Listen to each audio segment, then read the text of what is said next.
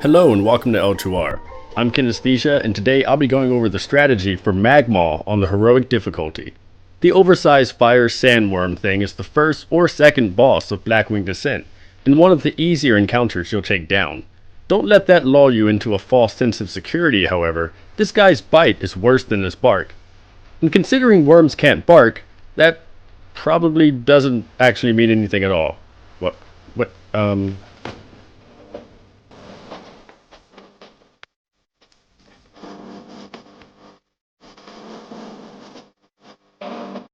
Magmaw changes somewhat drastically on heroic mode from an execution encounter to an ad-oriented fight. The 3-phase fight is not too difficult but does require good healing. You'll want to bring 3 tanks, 7 healers, and a balanced DPS makeup. If you feel like DPS may be somewhat of a problem, lean heavier to cleaving classes to better handle ad DPS. Magmaw has around 120 million HP, but will summon multiple Blazing Bone Construct ads on heroic difficulty. These spawn with 4.5 million HP each. On heroic mode, Magmaw will retain all of his normal mode abilities. Toward the end of the fight, he, with the help of Narration, will introduce a new phase made to act as a softened rage to the encounter. Prior to that, the new aspect of the fight will come in the form of meteors that summon ads. While on heroic difficulty, in addition to the lava parasites, Magmaw will summon Blazing Bone Constructs. These ads are summoned around every 20 to 30 seconds and spawn after each meteor. Players must avoid being hit by these meteors or they will be stunned and take exceptional damage. In addition, fires will spawn from each meteor that will move around a small area and should be avoided.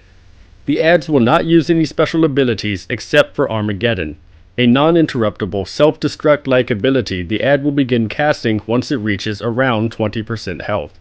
When Magmaw reaches 25% health, he will begin a new phase only seen on heroic mode. During this phase, Narration will chain cast Shadow Breath on the raid, hitting the target and all nearby allies for moderate shadow damage. Magmaw will continue to use all of his previous abilities during this phase. Begin the fight as you normally would. Have a tank engage Magmaw from the far side of the room. Range should be in a single stack on either the left or right side of the room. Melee should stack in melee range on the opposite side of where the tank pulled. The raid heals through Magma Spit and Lava Spew, but must move for Pillar of Flame and Meteors. The range should have 3 pre-designated areas to move to for these abilities. Think of these as right, center, and left. By understanding beforehand where the safe areas are, the raid can do a better job of staying together and healing through the damage. It is best to use cooldowns for each Lava Spew, as the ability will do a dangerous amount of healing. The basic pattern should consist of this. The raid begins on the right side of the room, a flame pillar forms and the raid moves to the center of the room. A meteor drops toward the raid, so the raid moves to the left side of the room. When the next pillar occurs, the raid can move back to the center of the room, or make a full trip back to the right side. As long as the raid stays together and out of fire, the exact spots are not as important. In order to maximize boss DPS, lava parasites should be ignored and kited. Use a slowing effect and preferably a DK to kite them around the room. An off tank should pick up the constructs after each meteor lands. Drag these into melee range so that they can be cleaved down. It is not important to immediately zerg these mobs down, but killing each before the next spawns is crucial to staying ahead on this fight. The raid should be able to casually cleave these down to an acceptable level before the next has spawned. Once the mobs are low, however, they will begin to cast Armageddon, and it is important that all raid DPS switch to kill the construct before this cast completes.